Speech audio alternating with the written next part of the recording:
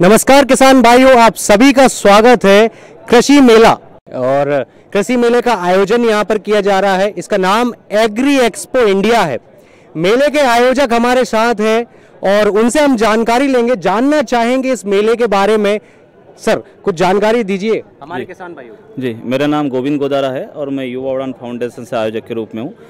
ये जो मेला है भारतीय किसान संघ मध्य प्रदेश और युवा उड़ान फाउंडेशन मध्य प्रदेश के संयुक्त प्रयास से किया जा रहा है। साथ ही इन दोनों संस्थाओं के साथ ही मध्य प्रदेश कृषि मंत्रालय, साथ ही नाबार्ड, MSME और अन्य अलग अलग जो संस्थाएं हैं जो कृषि से जुड़ी है, उन सभी का विशेष सहयोग रहा है।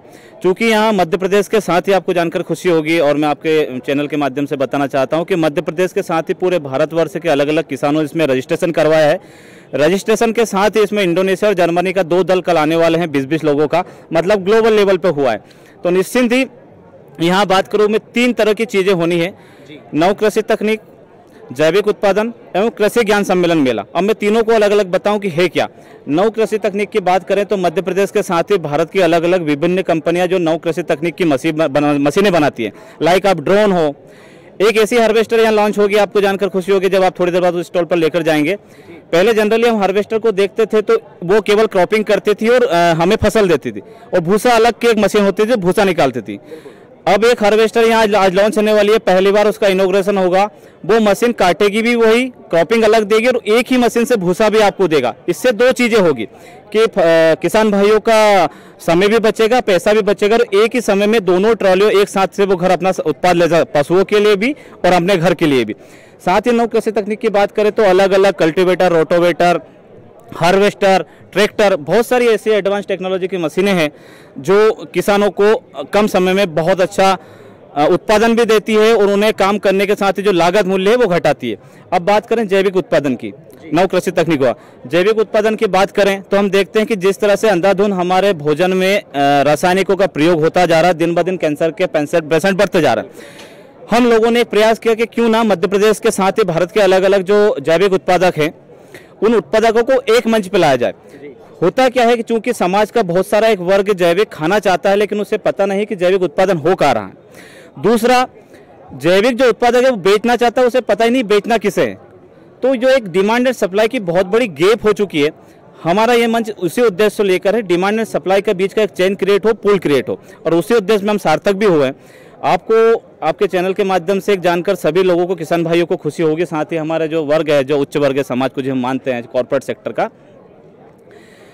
मेरा किसान मेरा परिवार, एक हम यहाँ एक स्कीम लाए, स्कीम नहीं कह सकते उसे, हमारा एक योजना है। और हम चाहते हैं कि जो हर एक व्यक्ति इस धरती पर अन्न खाता है उससे किसान का शुक्रगुजार कर्जदार होना चाहिए। मेरा परिवार मेरा किसान, मेरा किसान मेरा परिवार, जो मेरा किसान है वो मेरा परिवार। अब इसको मैं डिस्क्राइब कर दूं, चूंकि हमारा फैमिली CA होता है, हमारा फैमिली डॉक्टर होता है, हमारा फैमिली मेंटर्स होते हैं, फैमिली सलाहकार होते हैं, पर जिस वजह से हम जिंदा है, जो हमारे थाली में भोजन देता है, वो हमारा क्यों नहीं है।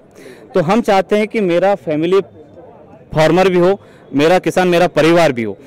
हम वीकेंड में एक बार उसके खेत पर जाएं, उसके उत्पादों से सीधे जुड़ें। उसके घर में गाय है, हम सीधे भावनात्मक रूप से जुड़े, हमारी सेवा नहीं कर सकते। मान लो गाय की होता है, शहर में कंजेस्टेड होता है, जगह की कमी होती है, हम भावनात्मक रूप से उससे जुड़े, उसके खेत में जाए, उस गाय के लिए उसे बहन, बेटी, माँ के रूप में माने, लक्ष्मी, गौरी, जो भी आप नाम देना चाहते हैं, उसके लिए भूसा, चारा, गुड़ की व्यवस्था कीजिए और उससे होने वाले उत्पादों को आप उपयोग कीजिए। 2 चीजें होगी, किसानों की आर्थिक स्थिति सुधरेगी, साथ ही समाज को जो है शुद्ध और जहर मुक्त भोजन उसके थाली में खाने को मिलेगा। कुल मिला के किसान भाइयों, इस मेले में नई नई तकनीकें हैं, नए नए यंत्र हैं। मुकेश जोशी बोल रहा हूँ, भोपाल से हूँ। चूँकि अब जैविक चीज़ों का उपयोग बढ़ता ही जा रहा है, जैसा कि हम देख रहे हैं कि आजकल कैंसर जैसी बीमारियां और ये सब बीमारियां पेस्टिसाइड्स वगैरह यूज़ जो होते हैं उसकी वजह से काफ़ी ज़्यादा होने लगी हैं और इनका काफ़ी नुकसान होता है, साइड इफ़ेक्ट्स बहुत ज़्यादा होते हैं, जिसकी वजह से ऑर्गेनिक और जैविक चीज़ों का उपयोग बढ़ता ही जा रहा है। इसी वजह से हम उसकी तरफ जाना चाहते हैं और उसी वजह से इसका उपयोग बढ़ते ही जा रहा है। धन्यवाद। नमस्ते किसान भाइयों, आपका स्वागत है एग्री एक्सपो इंडिया में। मैं मानस गुप्ता, उषा एग्रो इंडस्ट्रीज विदिशा से आपका स्वागत करता हूं। हम लोगों ने एक नई मशीन बनाई है, उसके बारे में मैं आपको जानकारी देता हूं। ये है ट्रैक्टर ट्रेंचर, जिसमें आप देख सकते हैं कि ये आपके नालियां खोदता है। एक तो आपके नल जल योजना में आपकी पानी की पाइपलाइन खोदने के लिए, केबलिंग के लिए आपका ये जो थिन गैस का जो गैस पाइपलाइन चल रही है उनके काम के लिए ये सभी में बहुत उपयोगी मशीन है। ये आपके कम लागत में, कम लेबर में, कम खर्च में आपका ज़्यादा से ज़्यादा काम करके देती है। और एक आपके पास जो ट्रैक्टर है उसी ट्रैक्टर से आप इसमें काम कर सकते हैं। ये अभी तक की हमारी लेटेस्ट टेक्नोलॉजी है जो कि हमने अपने किसान भाइयों के लिए बनाई हुई है और इसके लिए हमने बहुत मेहनत करके इसके एक एक स्पेयर पार्ट्स में बनाया हुआ है। ये आपका 6 इंच चौड़ाई से लेके आपका 14 इंच चौड़ाई तक नाली खोद सकती है और इसमें अगर आपको ज़्यादा गहराई में खोदना है तो ये 6 फीट तक खोद सकती है आपकी। ये आपकी हार्ड मुरम में, काली मिट्टी में और कंकरीले मुरम में भी काम कर सकती है। इसकी जो प्राइस हम लोगों ने रखी है वो रखी है 6,20,000 रुपये और ये आपको आसान फाइनेंस की सुविधा पे भी इसमें उपलब्ध रहती है। इसमें चूंकि आप इसकी वर्किंग देख सकते हैं, यहाँ पे ये चल रही है, कुछ नहीं करना है आपको, ट्रैक्टर पे सिर्फ बैठ के आपके पीटीओ से ही ये मशीन पूरी ऑपरेट होती है। ये पूरी हेवी ड्यूटी जो हमने मशीन बनाई हुई है अपने किसान भाइयों के लिए, जिससे कि वो नहर से जो पाइपलाइन बिछाते हैं अपने खेतों में अपने पानी देने के लिए, बतर देने के लिए, तो उसको उनको बार बार बिछाना या उठाना नहीं पड़ेगा। उनसे उनकी लागत जो लगती है वो बचेगी। एक बार इसको यूज़ करके उन्होंने पाइपलाइन जो गढ़ा दी वो 4 से 5 साल तक के लिए बिल्कुल फ्री हो गए। और इसके अलावा भी ये किसान भाई अपने गांव में इसको रेंट पे भी चला सकते हैं, किराए पे भी दे सकते हैं इसमें। दूसरा, इसमें अपने जो किसान भाई हैं, अपनी मुख्यमंत्री जी ने नल जल योजना जो चल रही है मध्य प्रदेश में, उसमें ये मशीन बहुत उपयोगी है। उसमें भी आप किराए से चला सकते हैं। पूरा नल जल योजना में मध्य प्रदेश में यही मशीन यूज़ हो रही है आपकी ऊषा ट्रेंचर के नाम से। मैं कमलेश कुमार रघुवंशी, कस्तूरी कृषि फार्म सैमरी हरचन। हम लोग जैविक खेती कर रहे हैं, गौ आधारित जैविक खेती। हमारे पास 80 एकड़ में जो फार्म है वो पूरा जैविक फार्म है। इसमें हम लोग मधुमक्खी पालन, मछली पालन, गाय पालन और ऑर्गेनिक खेती, जो भी जैसे हमारे पास चावल की खेती है, दाल है, हमारे पास चने की खेती है और हम केले और अमरूद और आम ये भी उगा रहे हैं और इसमें भी हम पिछले 3 वर्षों से काम कर रहे हैं। देखिए, जैविक खेती में अभी प्रॉफिट आपको पहले 2 साल में तो ज़्यादा नहीं मिलेगा, लेकिन आपको आने वाले सालों में जैविक खेती में प्रॉफिट मिलेगा भी और स्वास्थ्य के लिए बहुत ज़रूरी है। हम सब लोगों के लिए जैविक खेती बहुत ज़रूरी है, क्योंकि इससे जो आने वाले जो हार्मफुल बीमारियां हैं वो आपके लिए बहुत ही नुकसानदेह हो सकती है। जैसे आप कैंसर के बारे में तो जानते हैं, लेकिन मैं कैंसर से ज़्यादा आपको एक और इसके बारे में बताता हूं कि जो लोग मूंग की खेती करते हैं तो आप देखते हैं कि जब वो ग्लूकोसाइड डालते हैं खेत में, तो आपने देखा होगा सुखाने के लिए 1 या 2 दिन में वो ग्लूकोसाइड से मूंग को सुखा देते हैं। इससे आपको ब्रेन हेमरेज का खतरा बना रहता है और ये आगे भी बना रहेगा। इसलिए आप जितने भी पेस्टिसाइड्स हैं उनका यूज़ बंद करें, सारे किसान, और जैविक खेती की तरफ बढ़ें। इससे स्वास्थ्य पे बहुत लाभ मिलेगा और आपकी आमदनी अभी आपको नहीं लग रहा है कि नहीं हो पा रही है, लेकिन एक समय के बाद जब आप जो अन्य खर्चा बढ़ा है आपका, जैसे पेस्टिसाइड में यूरिया है, डीएपी है, आप जो यूज़ कर रहे हैं वो धीरे धीरे कम होता जाएगा, या फिर आप उसको बिल्कुल ही नील कर दोगे तो वो आपका खर्चा वहीं की वहीं आ जाएगा। आप लोग प्रॉफिट की खेती करने लगेंगे। जमीन पे 3 चीज़ें 3 आयाम पे खेती करते हैं। जैसे जमीन के अंदर आपका केचुआ, धरती के ऊपर गौ माता और आसमान में मधुमक्खी, ये तीनों आयाम से आप जैविक खेती के लिए सबसे प्रसिद्ध होते हैं। जैसे आप मधुमक्खी हमारे पोलराइजेशन या जो फूलों का परागकण बनाने में अब बहुत मदद करती है। इसी टाइप से धरती वहाँ पे जो गाय होती है वो हमारा वर्मी कंपोज है, जैव अमृत बनाने में, सारी चीज़ों में हमारी बहुत मदद करती है। और जमीन के अंदर केचुआ, ये तीनों पर आधारित हमारी जैविक खेती है सर।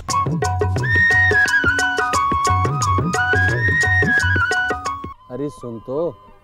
मुझे क्या सुनाना चाहते हो? जो सुनाओ मेरी सौतन को। किसको? अरे वही तुम्हारा मोबाइल फोन जिससे सुबह शाम दिन रात चिपके रहते थे और कहते थे किसान कॉल सेंटर से बातें हो रही हैं। अच्छा ये बात है। हाँ क्यों, क्या हुआ?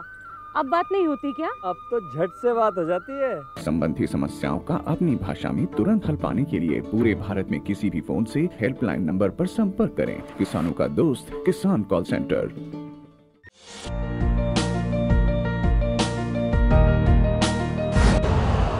यूरिया का स्वदेशी उत्पादन 70 लाख टन बढ़ाने के लिए 6 उर्वरक संयंत्रों का उद्धार किया जा रहा है। FCIL के गोरखपुर, सिंदरी, तलचर और रामागुंडम संयंत्र, HFCL की बरौनी इकाई और BVFCL की नामरू फोर्थ। सोने पर सुहागा ये है कि देश में अब बनेगा सिर्फ नीम लेपित यूरिया, क्योंकि इससे होगा किसानों का फायदा ही फायदा। अनाज का उत्पादन 10% तक बढ़ेगा। बढ़ेगी 10 से 15% नाइट्रोजन क्षमता।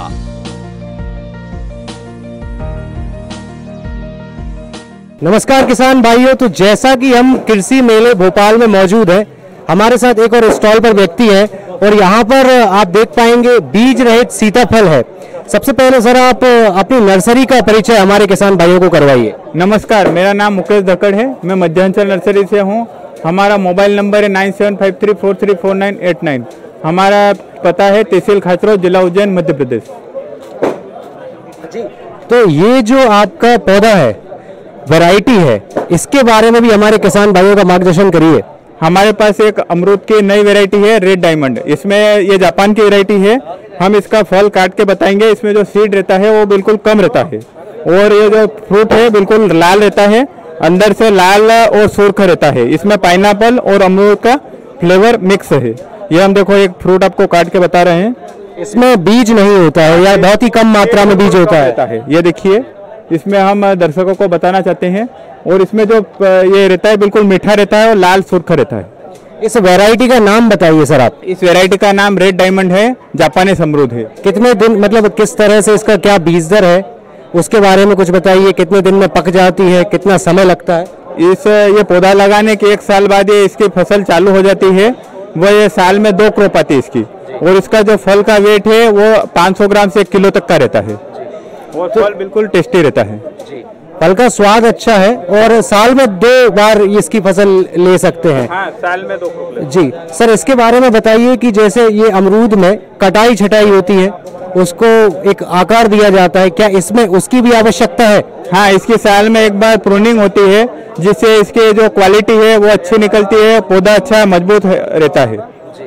इसके अलावा और कोई जानकारी आप इस बीज रहित, या हम कह सकते हैं कि बीज की मात्रा बहुत कम है, तो कुछ सर हमारे किसान भाइयों को यह भी जानकारी दीजिए कि जो सामान्य अमरूद की किस्में हैं, यदि किसान भाई वो लगाते हैं और यदि ये कम बीज रहित वाला जो अमरूद है जिसकी आप बात कर रहे हैं इस वैरायटी की, तो इससे उनको क्या फायदा है सामान्य अमरूद की तुलना में? देखो, मैं किसान भाई को बताना चाहता हूँ कि जो ये रेड डायमंड अमरूद है ये अपने एक तो जल्दी प्रोडक्शन दे रहा है और इसका मार्केट जो है अभी मार्केट 70 रुपये से लगा के 150 रुपये तक मार्केट वैल्यू मिल रहा है। इसलिए ये मार्केट लगाना बहुत अच्छा फायदेमंद है किसान के लिए। 70 रुपये से 150 रुपये तक इसका दाम किसान भाई ले सकते हैं। इसके अलावा हम यहाँ पर देख सकते हैं सर सीताफल भी है, तो ये कौन सी वैरायटी है, किस तरह का फल है, कितना इसका बजट है, इसके बारे में भी किसान भाइयों को अवगत कराइए। ये हमारे पास एक अपने NMK गोल्डन सुपर करके एक वैरायटी है। इसका जो फल है ये 500 ग्राम से 1 किलो तक का होता है और इसमें जो सीड है वो बिल्कुल 3-4 सीड ही रहते हैं, सीडलेस है। और इसमें जो पल्प है बिल्कुल मीठा, एकदम अच्छा स्वादिष्ट रहता है। तो इसमें बीज की मात्रा कम है, स्वादिष्ट इसका गूदा है, पल्प इसका अच्छा होता है। इसके अलावा इसके दाम किस तरह से किसान भाइयों को मिल सकते हैं? ये मार्केट में अपने बड़ी मंडियों में, जैसे दिल्ली की आजारपुर मंडी है, अपने मुंबई है, महाराष्ट्र है, जैसे मेट्रो सिटी में बहुत अच्छा रेट इसका मिल रहा है। ये अपने 70 रुपये से लगा के 120 रुपये तक बिक रहा है। इसलिए किसान भाई ये अपन हल्की जमीन है, कोई बंजर भूमि है, उसमें भी आसानी से उगा सकता है। कम खाद पानी, कम मेंटेनेंस, इसमें ना कोई नीलगाय है, घोड़ा रोज है, उसके समस्या से छुटकारा पा सकता है। तो जैसा कि आपने इस सीताफल के बारे में बताया, एक और बात हमारे किसान भाइयों को बताई कि कितने दिन तक जैसे इसकी कटाई होती है, कटाई होने के बाद कितने दिन तक यह सुरक्षित रखा रह सकता है, ताकि मार्केटिंग किस तरह से करें, किस अवस्था में इसकी कटाई होनी चाहिए, इस पर भी प्रकाश डालिए। सीताफल ये तोड़ने के 8 दिन बाद इसका जो कलर है वो गोल्डन हो जाता है, उसके 8 दिन बाद ये पकता है। इसलिए अपन बड़ी मंडियों में बेचते हैं तो इसका फल जो है खराब नहीं होता है। जो देसी सीताफल होता है उसका फल खराब हो जाता है, इसलिए ये मार्केट में अच्छा बिकता है और ये खराब नहीं होता है। इसलिए अपन बाहर कहीं भी बड़ी मंडियों में बेच सकते हैं। बहुत बहुत धन्यवाद सर आपका, आपने हमारे किसान भाइयों को ये बीज रहित अमरूद और सीताफल के बारे में बताया। अब हमारे साथ डॉक्टर देवेश पांडे हैं, मानसरोवर ग्लोबल यूनिवर्सिटी से, आप हेड ऑफ डिपार्टमेंट हैं एग्रीकल्चर में। सर आप भी कुछ जानकारी दीजिए। देखिए नितेश जी, ये जो एग्री एक्सपो हो रहा है इसके जो मुख्य आयोजक हैं युवा उड़ान और भारतीय किसान संघ, इनकी जितनी भी प्रशंसा की जाए वो कम है। और ये बिट्टन मार्केट का ग्राउंड है और आज का दिन जैसा कि वीकेंड है, सैटरडे है, तो जिस तरह की भीड़ को हम देख रहे हैं, क्योंकि हमारे यहाँ पर जो हमारे स्टॉल्स आए हुए हैं, इसमें शैक्षणिक संस्थाएं भी हैं और काफ़ी एक जो बच्चे हैं उन्होंने अपने मॉडल्स बनाए हैं जो कॉलेजेस यूनिवर्सिटीज़ के हैं एग्रीकल्चर के। उसके अलावा अगर बात करें तो बहुत सारे आयुर्वेदिक स्टॉल हैं, बहुत सारे कार्डियो और अलग उत्पादों के भी स्टॉल हैं। यंत्रीकरण की अगर बात करें तो उसमें भी बहुत सारी ट्रैक्टर की कंपनियां हैं या फिर कृषि से संबंधित बहुत सारी मशीनरी कंपनीज हैं, बहुत सारी मशीन्स। तो कुल मिला के ये एक भोपाल शहर के लिए अपने आप में एक बहुत बड़ा आयोजन है, बहुत बड़े स्तर पे हो रहा है। बिल्कुल डॉक्टर साहब, हम देख ही रहे हैं यहाँ पर जैविक के बारे में भी बताया जा रहा है, जैविक से संबंधित स्टॉल भी लगे हुए हैं। जैविक के बारे में थोड़ा सा और प्रकाश डालिए। जैविक अभी एक तो व्याख्यान चल रहा था, तो उस व्याख्यान का पूरा विषय ही यही था, जैविक और प्राकृतिक खेती पे ही, आयुर्वेद आधारित खेती पे। तो वो पूरा एक सेशन ही चला और जिसके माध्यम से किसानों के साथ साथ सारे ही वर्ग को बहुत ज़्यादा लाभ हुआ जो व्याख्यानों को जिन लोगों ने सुना। और जैविक का जिस लेवल पे शुरुआत है और भारत देश पूरा जिस स्तर पे 2023 में जो इंटरनेशनल मिलेट्स ईयर का नेतृत्व जो अपना देश कर रहा है, तो उसको लेके हम लोगों ने भी किसान भाइयों के साथ साथ बाकी सभी वर्गों में इस संदेश को जारी करने का प्रयास किया भी अपने सेशन के माध्यम से कि आप जैविक और प्राकृतिक खेती को नित्य निरंतर आप बढ़ाते जाएं और जिससे ही किसान भाइयों की आय वृद्धि हो या जो समुचित किसानों की समस्या है उसका समाधान संभव है। बहुत बहुत धन्यवाद। तो जैसा कि डॉक्टर देवेश पांडे ने हमें बताया इस मेले के बारे में, ये मेला जैविक से संबंधित है डॉक्टर साहब, ये मेला नई कृषि तकनीकों से संबंधित है, नए यंत्रों से संबंधित है। तो डॉक्टर साहब, इस तरह के मेले का आयोजन होते रहना चाहिए और ये किसानों का मेला है, हमारे किसान भाइयों का मेला है। किसान भाइयों, आज के लिए फिलहाल इतना ही, मुझे दीजिए आज्ञा, नए विषय के साथ फिर मुलाकात होगी। नमस्कार किसान भाइयों, खबरें खेती में आपका स्वागत है। चलिए बढ़ते हैं प्रमुख खबरों की तरफ। मृदा स्वास्थ्य प्रबंधन सम्मेलन आयोजित, राष्ट्रीय कृषि शिक्षा दिवस मना, वार्षिक संगोष्ठी का उद्घाटन किया, प्राकृतिक खेती पर किसानों को दिया प्रशिक्षण, बुआई के समय के अनुसार गेहूं की उचित किस्म चुने। और चलिए अब खबरें विस्तार से। मृदा स्वास्थ्य प्रबंधन सम्मेलन आयोजित, नई दिल्ली। विश्व मृदा दिवस के अवसर पर टिकाऊ खेती के लिए मृदा स्वास्थ्य प्रबंधन पर नीति आयोग ने राष्ट्रीय सम्मेलन का आयोजन किया। नीति आयोग और German federal ministry for cooperation and economic development BMZ और अंतर्राष्ट्रीय सहयोग हेतु German agency GmbH India GIZ द्वारा सम्मेलन की सह मेजबानी सम्मेलन आयोजित हुआ। केंद्रीय कृषि मंत्री नरेंद्र सिंह तोमर ने इस अवसर पर मुख्य भाषण देते हुए कहा, सरकार पर्यावरण संरक्षण के उपायों को प्रोत्साहन देने में महत्वपूर्ण भूमिका निभा रही है और जर्मन सरकार के सहयोग से हम मृदा के स्वास्थ्य और टिकाऊ कृषि पद्धतियों में सुधार लाने के लिए एक रोड मैप तैयार करने में मदद कर सकते हैं। प्रधानमंत्री ने उत्पादकता बढ़ाने, पारिस्थितिकी में सुधार और समृद्धि लाने के लिए देश भर में मृदा के स्वास्थ्य पर ध्यान देने की आवश्यकता पर बल देते हुए प्राकृतिक रसायन मुक्त और विविध फसलों की खेती करने का आह्वान किया था। भारत और जर्मनी पहले से ही लचीली कृषि और खाद्य प्रणालियों जैसे कृषि पारिस्थितिकी समग्र समाधानों को बढ़ावा देकर मृदा क्षरण, जैव विविधता की हानि और जलवायु परिवर्तन की चुनौतियों से निपटने की दिशा में साझेदारी कर रहे हैं। भारत और जर्मनी ने कृषि पारिस्थितिकी और प्राकृतिक संसाधनों के सतत प्रबंधन पर प्रथम द्विपक्षीय लाइट हाउस पहल की स्थापना के लिए मई 2022 में एक संयुक्त घोषणा पत्र पर हस्ताक्षर किए। राष्ट्रीय कृषि शिक्षा दिवस मना। भारतीय कृषि अनुसंधान परिषद नई दिल्ली द्वारा भारत के प्रथम राष्ट्रपति डॉक्टर राजेंद्र प्रसाद की जन्म जयंती को राष्ट्रीय कृषि शिक्षा दिवस के रूप में मनाया जाता है। इसी क्रम में MPUAT के संगठक दुग्ध एवं खाद्य प्रौद्योगिकी महाविद्यालय में राष्ट्रीय कृषि शिक्षा दिवस का आयोजन किया गया। इस अवसर पर अधिष्ठाता डॉक्टर लोकेश गुप्ता ने कृषि की कई बारीकियों पर विस्तार से चर्चा की। इसके साथ ही उन्होंने न्यूनतम समर्थन मूल्य पर आम जनता की समझ और गफलत की भी बहुआयामी विवेचना की। इस अवसर पर कुलपति डॉक्टर अजीत कुमार कर्नाटक ने अपने संदेश में सभी विद्यार्थियों को कृषि शिक्षा चयन करने पर बधाई प्रस्तुत की और आह्वान किया कि भारतवर्ष को समृद्ध कृषि जगत का सिरमौर बनाना हम सभी का प्रथम उद्देश्य होना चाहिए। अपने संदेश में उन्होंने कहा कि कृषि क्षेत्र में अनुसंधान की असीमित संभावनाएं हैं, क्योंकि कृषि में काफी चुनौतियां आज भी हैं और दायित्वपूर्ण और गुणवत्तापूर्ण अनुसंधान से ही उन चुनौतियों का सामना कर देश को समृद्ध कृषि जगत का सिरमौर बनाया जा सकता है। वार्षिक संगोष्ठी का उद्घाटन किया। केंद्रीय रसायन एवं उर्वरक मंत्री डॉक्टर मनसुख मंडाविया ने गत 7 दिसंबर को नई दिल्ली में fertilizer association of India FAI की वार्षिक संगोष्ठी 2022-2030 तक उर्वरक क्षेत्र का उद्घाटन किया। इस अवसर पर अरुण सिंघल, सचिव उर्वरक विभाग अरविंद चौधरी, महानिदेशक FAI KS Raju, chairman FAI और उद्योग जगत के प्रतिनिधि और मंत्रालय के अन्य वरिष्ठ अधिकारी भी उपस्थित हुए। इस संगोष्ठी को संबोधित करते हुए डॉक्टर मनसुख मंडाविया ने कहा कि खाद्य सुरक्षा सुनिश्चित करने की दिशा में उर्वरक महत्वपूर्ण घटकों में से एक है। इसके साथ ही उन्होंने कहा कि पिछले 3 वर्षों में उर्वरकों और कच्चे माल की कीमतों में बहुत वृद्धि हुई है। मंत्री ने कहा कि हमारी सरकार ने कई सुधार किए हैं और ये सुनिश्चित किया है कि भारतीय किसानों को सस्ती कीमतों पर उर्वरक उपलब्ध हो सके। हमने कोरोना महामारी से पहले के वर्ष 2019-20 में उर्वरक सब्सिडी की राशि को 10 बिलियन अमेरिकी डॉलर से बढ़ाकर चालू वित्त वर्ष में इसे लगभग 27 बिलियन अमेरिकी डॉलर करके इस उपलब्धि को प्राप्त किया है। प्राकृतिक खेती पर किसानों को दिया प्रशिक्षण।